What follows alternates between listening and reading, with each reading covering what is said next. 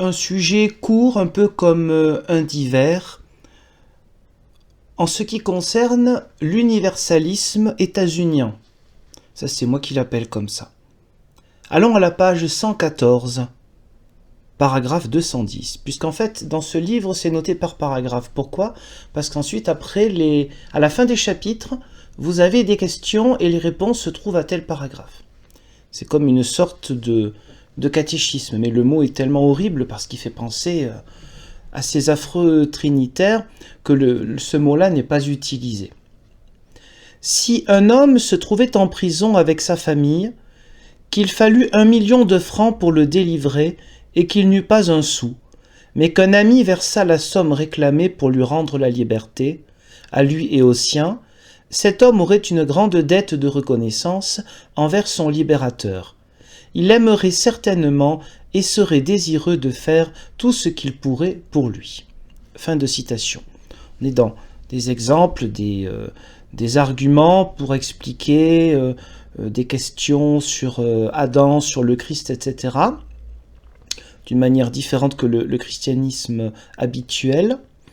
Alors, ce livre, la version française, comme toutes les versions dans le monde entier depuis, déjà à l'époque, étaient traduits par les membres de l'association des étudiants de la Bible, appelée plus tard Témoins de Jéhovah.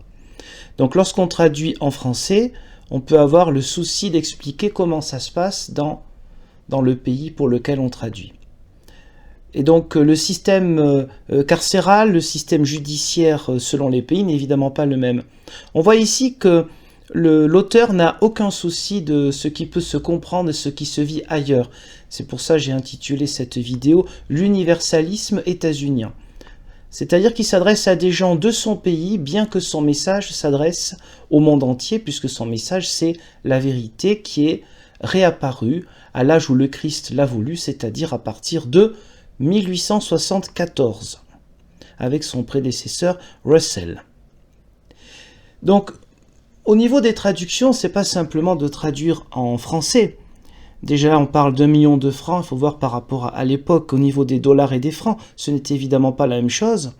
Mais on voit qu'il n'y a aucun souci d'actualiser selon le pays, et que les personnes qui, en France, ont traduit le livre original en américain, n'ont même pas le droit, si j'ose dire, ils n'ont même pas la possibilité d'expliquer ce qui leur est dit de l'anglais. Une note, une explication en bas de page ou à la fin du livre aurait pu être utile, mais à mon sens, c'est très évocateur. Cela est très révélateur d'une manière de faire et du fait que ce genre de livre-là peut être considéré, à l'époque en tout cas, par certaines personnes comme aussi important que la Bible, pour ne même pas s'autoriser de faire des explications, des notes pour préciser les choses, comment on peut comprendre lorsqu'on est dans un pays où la loi, le système judiciaire et carcéral diffère énormément par rapport au pays d'origine de l'auteur. Donc voilà une forme d'universalisme qui s'adresse à tout le monde, mais qui ne pense pas aux autres.